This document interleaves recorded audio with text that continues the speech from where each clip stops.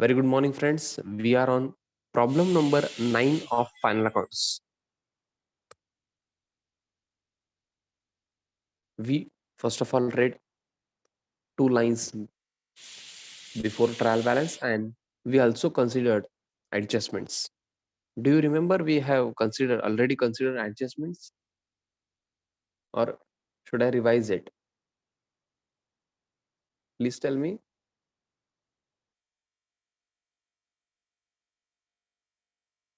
No? Yes?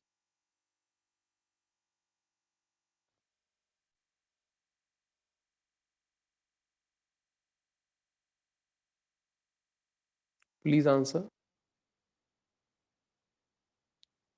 Should we continue with trial balance or adjustment?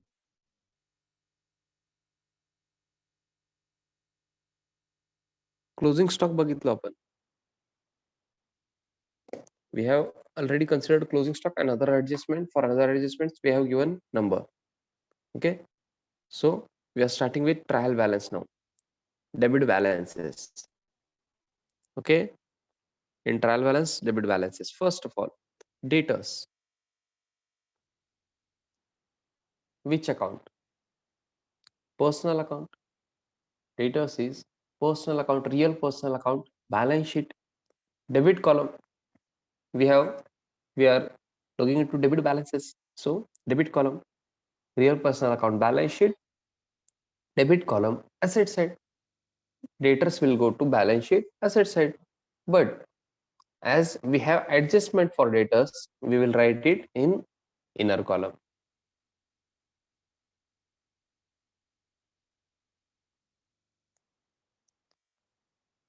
Debtors.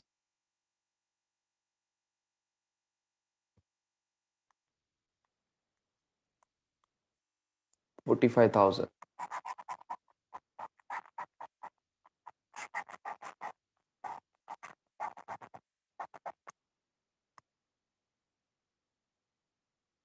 Inner column ला का घेतलात sir? Because we have adjustment for debtor. Adjustment number किती हो? Adjustment number 2. I hope everyone is writing. मला असं feel झालेलं आहे की तुम्ही लिहितच नाही online क्लासमुळे. Okay, that should not be the case. You should always write every answer. Okay, along with me. तुमच्यासाठी चालू आहे. Yes, adjustment number 2. Write off 1,200 as bad debts and create a provision for bad and doubtful debts. पाहिजे हा इथं. Bad and doubtful debts at 2% on debtors. There are two adjustments related to debtors. One is bad debts and other one is provision for bad and doubtful debts. Provision for bad and doubtful debts means reserve for doubtful debts only. कळतंय का बघा? Have you understood this? आधी wording वर जावा तुम्ही. त्यांनी काय म्हणतात, एक तर provision for bad and doubtful debts, reserve for bad debts, reserve for doubtful debts, provision for doubtful dates.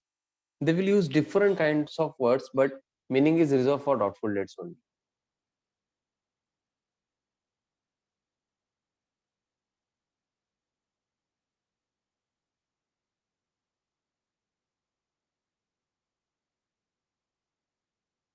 I hope you are getting me.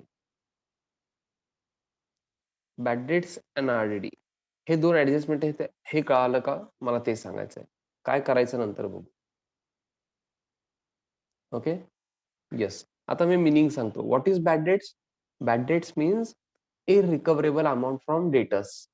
Okay, debtors means ज्यांच्याकडून रिसिवेबल आहेत ते. ओके, डेटर्स मीन्स जिनसे business को amount receivable है. And what do you mean by debtors? Sorry, bad debts, irrecoverable amount from debtors. अगर debtors में से कुछ अमाउंट, हियर 1,200, अगर बिजनेस को वो अमाउंट नहीं मिलने वाली है तो उसे बैड डेट्स कहते हैं. Irrecoverable amount from debtors. हे अमाउंट आपल्याला मिळणार नाही, पैसे बुडालेले आहेत. Okay, this amount is not receivable now. Okay, this is irrecoverable. And what do you mean bye RDD? तरी म्हणतात हे तर बॅड डेट्स आहेतच. 1200 तर बॅड डेट्स आहेतच. हे सोडून पण आम्हाला 2% डाऊट आहे डेटर्सवर. काय डाऊट आहे? की ह्यानी पण पैसे देणार नाहीत. आर यू गेटिंग मी? 1200 तर इरिकव्हरेबल अमाऊंट आहे. अँड आरडीडी मीन्स काय? Reserve for doubtful dates. Doubt किती आहे? 2% आहे. बाकीचे जे राहिलेले आहेत त्याच्यामध्ये अजून 2% डाऊट आहे. त्याच्यासाठी आपण प्रोव्हिजन करतोय, रिझर्व्ह करतोय. Okay. I hope you have understood the meaning. Now effect. Effect देण्याच्या आधी 2 ऑर मोर ऍडजस्टमेंट असतील डेटरचं तर सिक्वेन्स आहे. तुमच्याकडे क्वेश्चनमध्ये सॉरी नोटबुकमध्ये सिक्वेन्स आहे. मला सांगा आधी बॅड डेट्स कन्सिडर होणार और आरडीडी? बॅड डेट्स और RDD?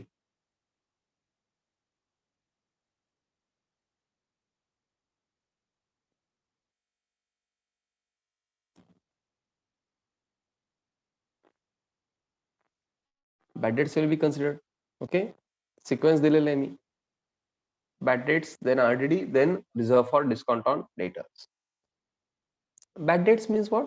इरिकव्हरेबल amount from debtors. Irrecoverable amount म्हणजे काय हो? आता हे पैसे मिळणार आहेत का? रिसिवेबल आहेत का? नो. मग हे डेटर्स मध्ये आहेत. या 45,000 मध्ये तर आहेत ना. मग मला काय करावं लागेल? हे रिसिवेबल रिड्यूस करावं लागतील बिकॉज 1200 आता रिसिवेबल नाहीये, इरिकव्हरेबल अमाऊंट आहे. So less bad dates.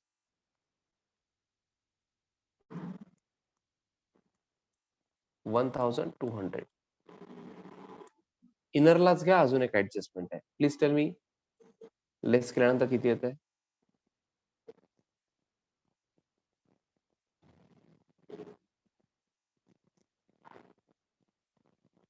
43,800. 43,800. Okay, great. Adjustment के मिनिमम 2 इफेक्ट्स. हाँ, जस्ट अ मिनिट.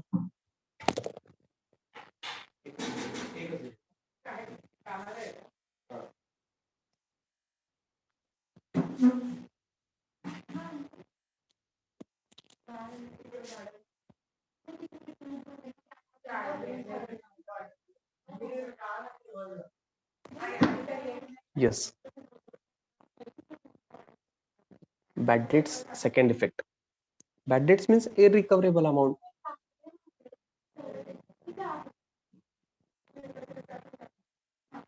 इरिकव्हरेबल अमाऊंट आहे म्हणजे काय हो? लॉस आहे आता.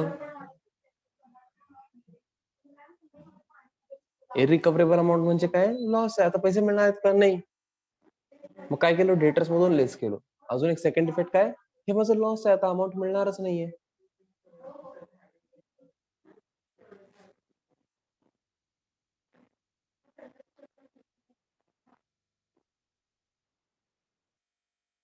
समजताय का? लॉसचा सेकंड इफेक्ट कुठे जातो?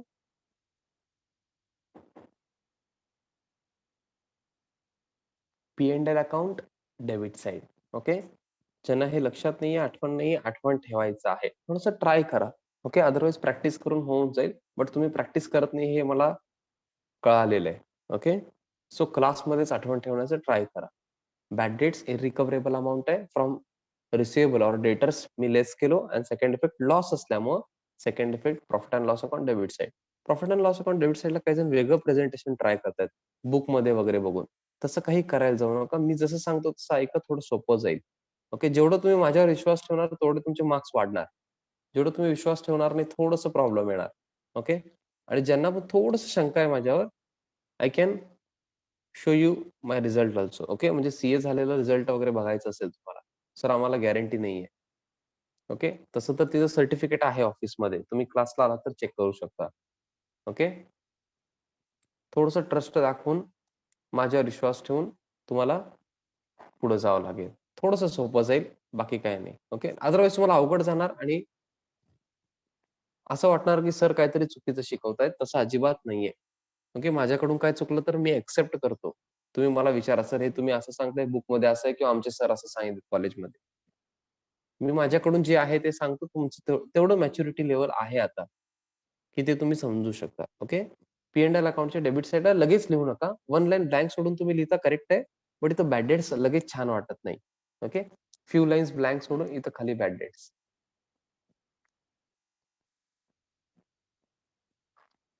तुम्ही जर एक्स्ट्रा स्टडी थोडंसं करायचं असेल, तर तुमच्यासाठी मी काय करतो,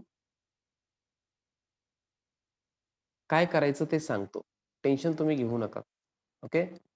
जे क्वेशन्स राहिलेले आहेत आधीच्या टॉपिकमधले, काही क्वेशन्स मी घेतलेले नाहीयेत. तुम्ही ते वगैरे ट्राय करा. मे बी टफ असतील क्वेशन, बट 11thच्या लेव्हलने टफ आहेत काही क्वेशन्स म्हणून मी कव्हर केलेले नाहीयेत. म्हणजे जे गरजेचं पण नाहीये. ओके. तेवढं मी कव्हर केलेलं नाहीये, बट ते तुम्ही ट्राय करू शकता. तुमचं रिव्हिजन पण होईल. Journal, ledger, subsidiary books, cash book, 2 column cash book, subsidiary book, depreciation. Okay. Yes. हां, इथं 2 न्यू बॅड डेट्स लिहा. करेक्ट आहे कुणाल. इथं बॅड डेट्स लिहू नका. 2 न्यू बॅड डेट्स लिहा. I am extremely sorry.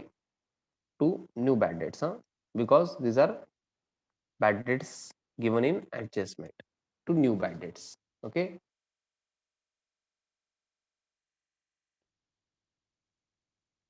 Bad dates का आला का हो? Bad dates means irrecoverable amount.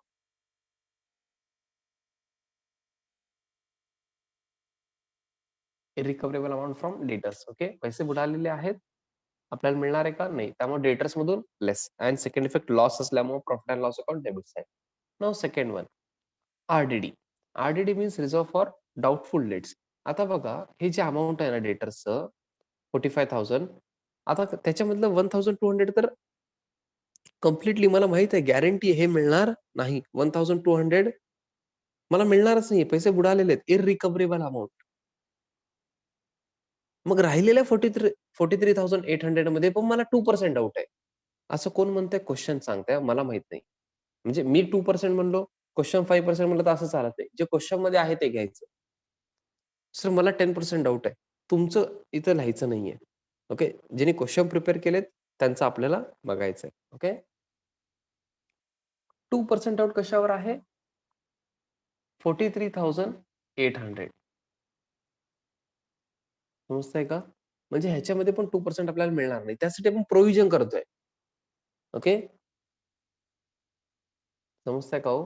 आता बघा आपण प्रोव्हिजन म्हणजे कसं असतंय, आता समजा तुमचा बर्थडे येणार आहे. तुमचा बर्थडे येणार आहे. करेक्ट आहे?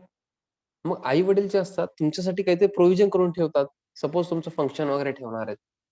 मग पैसे बाजूला काढून ठेवावे लागतात ना. तसं आता हे लॉस होणार आहे माहीत आहे. म्हणजे आधीच प्रोव्हिजन करून ठेवायचं. म्हणजे आधीच हे लेस करून ठेवायचं. समजतंय का? म्हणजे ह्याच्यामुळे पण आपले रिसिव्हेबल कमी होणार आहेत. डाउट आहे म्हणजे काय? हे मिळणार नाहीयेत म्हणजे काय? ह्याच्यामुळे पण रिसिव्हेबल कमी होणार आहेत. ओके. त्यामुळे काय करायचं? लेस आर-डी-डी. तुम्ही आर-डी-डी लिहिलं तरी चालेल ना इथं. इथं लाँग फॉर्म लिहिला तरी नाही लिहिलं तरी चालतं. काही प्रॉब्लेम नाही. Okay. Yes. 2% can you please calculate on 43,800 sequence follow करायचंय. 2% प्लीज.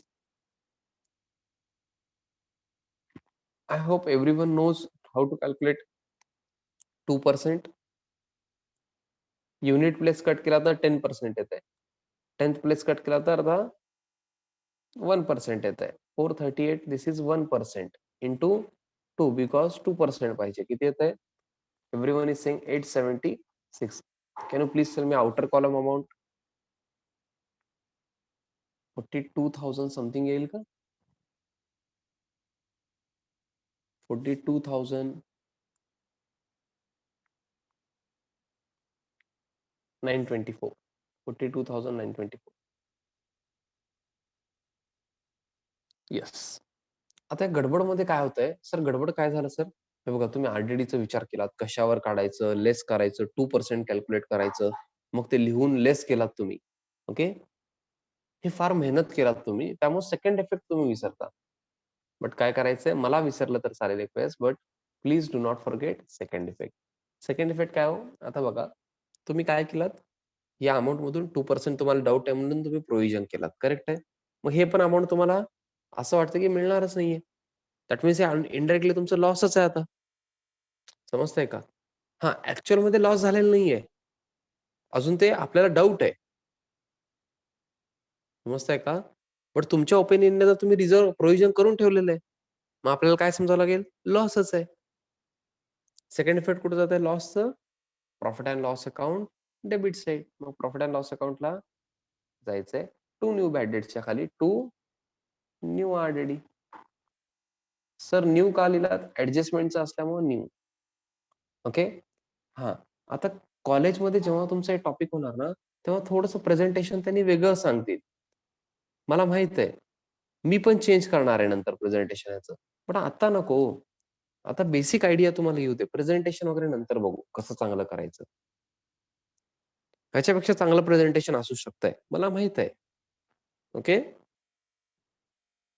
बट गडबड करायचं नाहीये.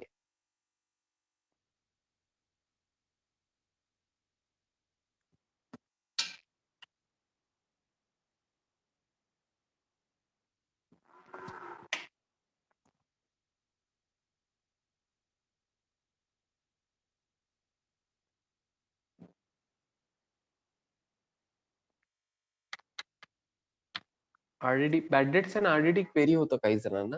आता कळालंय का हो? Have you understood bad debts and RDD? This is basic adjustment हां आता. Pratap, yes, Aishwarya Homparke very good. काही जण स्पेसिफिक आन्सर देत नाहीयेत. म्हणजे कमी आन्सर देतायत. Kulkarni, Chaitanya, Digambar. Bad debts RDD कळालं का? गोपाल रंगरेज, रितिका चव्हाण, रोहित रंगरेज, तरुण. काही जण लेक्चर लावून झोपतेत. खरं सांगतो तुम्हाला. आणि तुम्हाला खोटं वाटत असेल तर मी हे चेक केलेलं आहे 12thच्या लेक्चरमध्ये. चेक केलेलं आहे. किती जण लेक्चर ऐकतायत. कारण रिप्लायच करत नाहीत. त्यामधले 2 जण असं निघाले की रिप्लायच केले नाही. आता पण मी ज्यांचे नाव घेतलं बघा, त्यांनी रिप्लाय केलेच नाहीत अजून.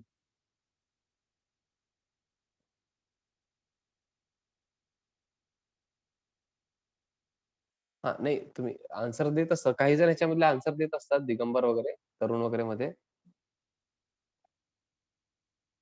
हां. न्यू आर-डी-डी कळालं नाही असं कुलकर्णी म्हणतायत. ओके, मी परत एकदा एक्सप्लेन करतोय. कॉन्सन्ट्रेट करा. ओके. आर-डी-डी मीन्स काय? हां, हे ॲडजस्टमेंटमधलं आर-डी-डी बघा, ऐका ना. बॅलन्स शीटला मी आर-डी-डी लिहितो. इथे न्यू आर-डी-डी लिहित नाही. कारण बॅलन्स शीटला ओल्ड येतच नसतंय. त्यामुळे मी फक्त आर-डी-डी लिहितो. ओके, ते वर्डिंगवर जाऊ नका जास्त. आर-डी-डीच आहे शेवटी. हां, कॉन्सन्ट्रेट करायचं आहे. रिझर्व्ह फॉर डाउटफुल डेट्स और प्रोव्हिजन फॉर डाउटफुल डेट्स पण तुम्ही म्हणू शकता. Okay, please concentrate. 45,000 डेटर्स होते.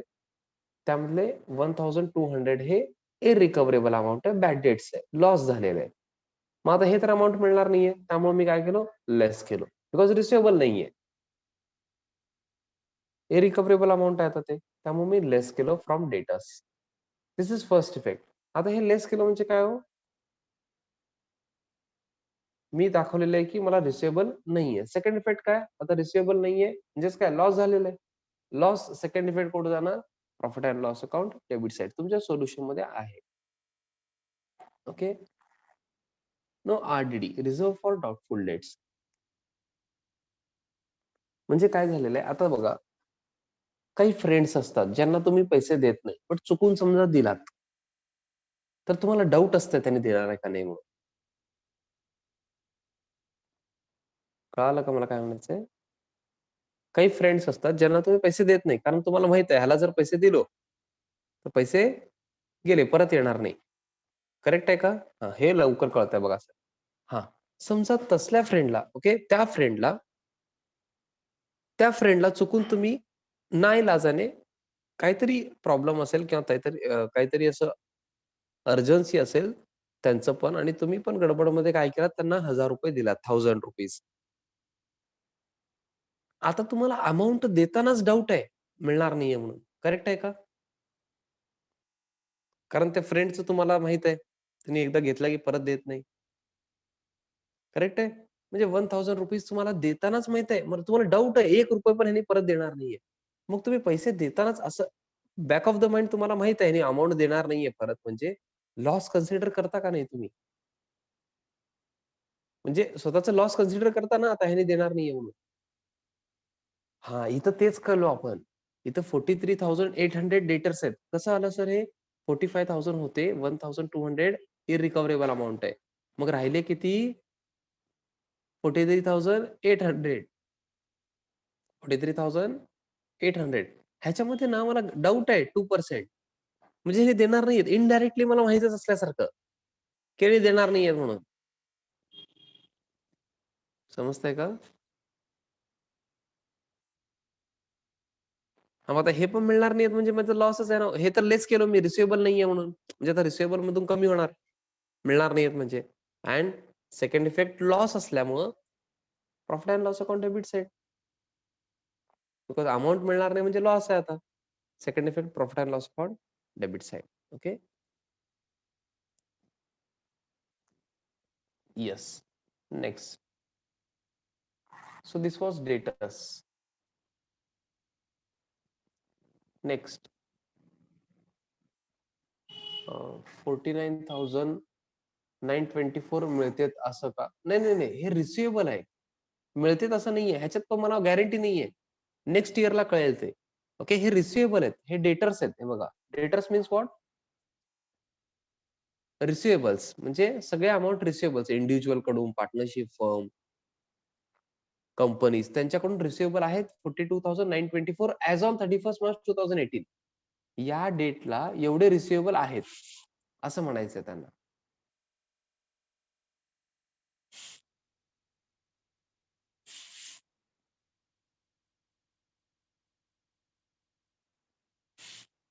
R you getting me? हे मिळणारच असं गॅरंटी आहे का? काय सांगता येत नाही. पुढच्या वर्षी कळतंय. त्याच्यामध्ये पण बॅड डेट्स असू शकतात परत पुढच्या वर्षी, नेक्स्ट इयरला. बिकॉज कोणाचं काय गॅरंटी देऊ शकत नाही ना हो. हां, yes. Very good. Next now opening stock. Opening stock. कुठं लिहून ठेवलेलं हो? Trading account debit side. Yes. Go to trading account debit side. Amount is 11,550. Just a minute मी कलर चेंज करतो पेनचं. सगळं रेड रेड झालंय इथं. 11,550.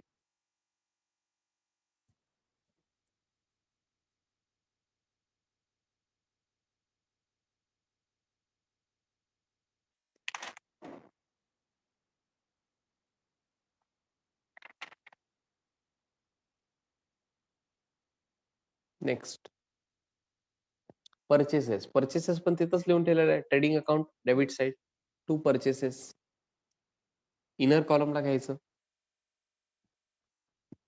53,250. 53,250.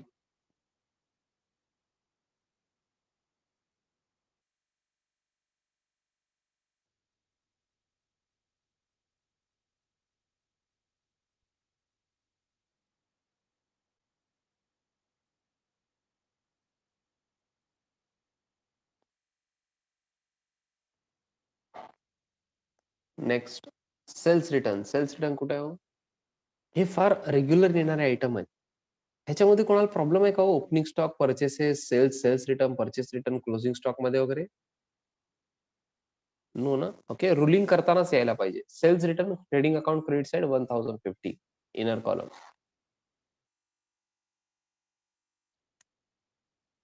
येस. माझ्या सोबतच लिहा सो दॅट तुमचं परत मिस्टेक्स होणार नाहीत. 1050. नेक्स्ट हे बॅड डेट्स करायचंय. बॅड रिटर्न नाहीये ते. बॅड रिटर्न असं काय नसतंय. बॅड डेट्स करायचंय. करेक्शन आहे तिथं.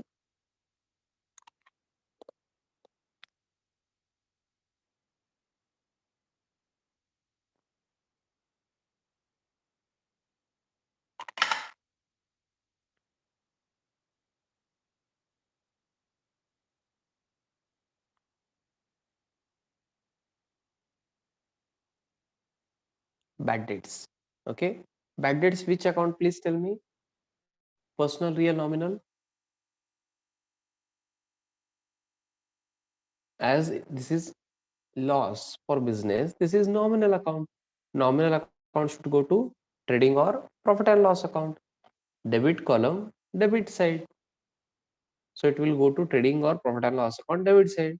Now, please tell me whether it will go to trading account or profit and loss account by reading rule number 3. Sir, where is rule number 3? Here it is. Read rule number 3 and tell me whether it will go to trading account or profit and loss account. It will definitely go to profit and loss account, debit side. Bad debts 600. Okay, profit and loss account, debit side. तुम्ही to new bad dates लिहिल्या बघा, त्याच्या वरच लिहा. To old bad dates तुम्ही लिहू शकता और टू बॅड डेट्स पण लिहू शकता. ओके, बोथ आर फाईन, काही प्रॉब्लेम नाहीये. समजतंय का मला काय म्हणायचंय?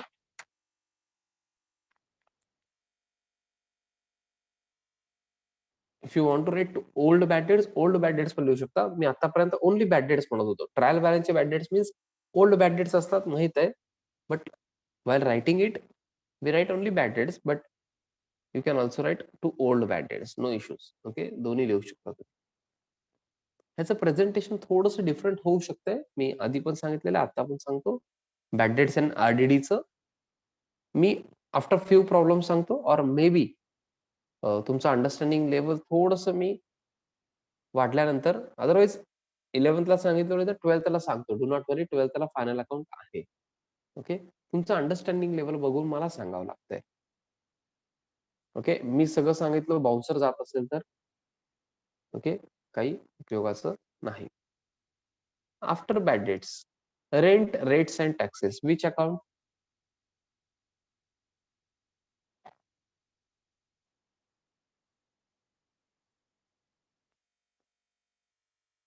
Rent, rates and taxes. Nominal account आहे.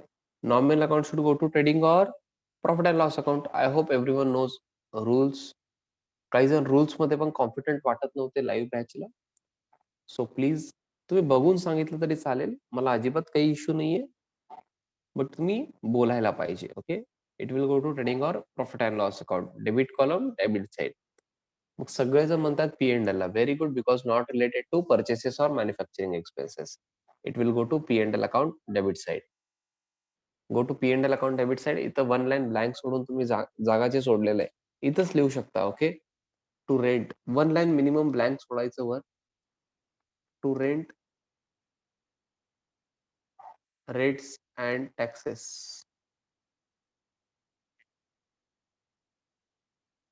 2670, 2670.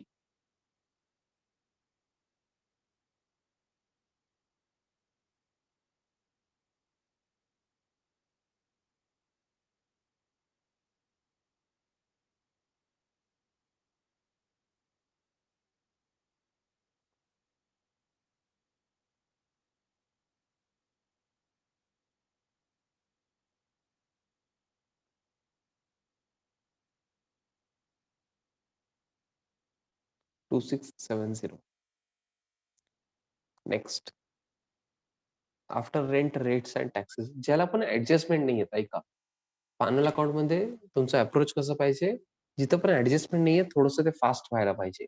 ओके, बट ते प्रॅक्टिस झाल्यानंतर. ओके, स्वतःचं लेवल बघून तुम्ही ते स्पीड थोडंसं इन्क्रीज करायला पाहिजे.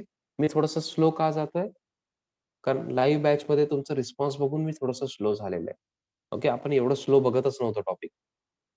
मी फर्स्ट प्रॉब्लेम असल्यासारखं घेतोय, बिकॉज मला कॉन्फिडन्स वाढवायचं.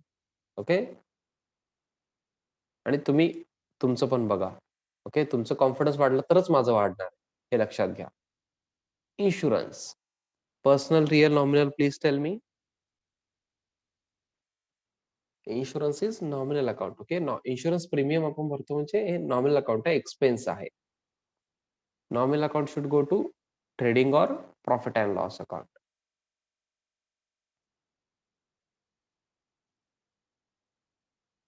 Debit column, debit side.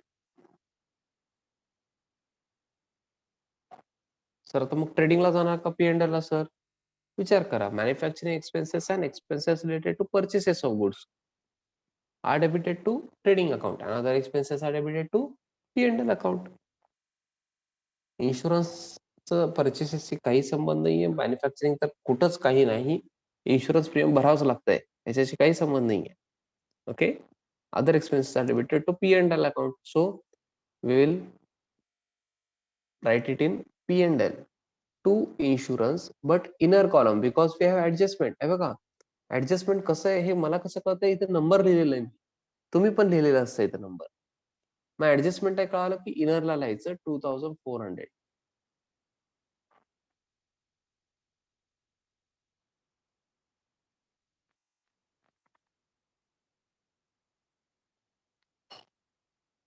Okay, adjustment number तुम्ही लिहिलेला असतं बघा. Number 5. Yes, number 5. Prepaid insurance 900. तुम्ही सांगा काय करायचं. Very good Kunal.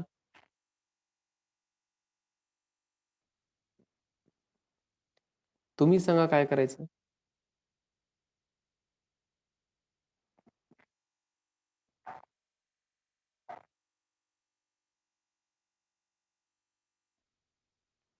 Pratap, Digambar, very good. बाकीचे ट्राय करा. दोनच ऑप्शन आहे तुमच्याकडे, ऍड ऑर लेस. ऍड करायचं का लेस, थोडस विचार करा. Prepaid insurance 900. सर मिनिंग तरी सांगा. Very good Gautami. मिनिंग काय हो? प्रीपेड, नेक्स्ट इयरचं इन्शुरन्स आत्ताच पे केलेलं आहे. We have paid insurance of next year in current year. Okay, very good Bhagyashree, Omparke, very good. तुम्ही आन्सर दिलं तर मला कळेल की तुमचं अंडरस्टँडिंग लेवल काय. ओके, व्हेरी गुड. आतापर्यंत सगळ्यांनी करेक्ट आन्सर दिलेले. Everyone is saying less. Prepaid insurance means next इयरचं इन्शुरन्स प्रीमियम आपण आता भरलेलं आहे. मला सांगा, व्हेरी गुड कुलकर्णी तरुण, नेक्स्ट इयरचा इन्शुरन्स मी करंट इयरच्या P&L ला दाखवू शकतो का हो इथं? नो. नेक्स्ट इयरचं मी दाखवू शकत नाही. Only current year. Trading account and profit and loss account current इयरसाठी प्रिपेअर करतो. त्यामुळे मी तर दाखवू शकत नाही. मग काय करायचं? Less prepaid.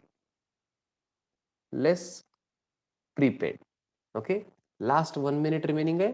लगेच न्यू मीटिंग जॉईन करायचंय. ओके, मी जास्त वेळ वेट करणार नाहीये. लगेच same meeting ID password. See you.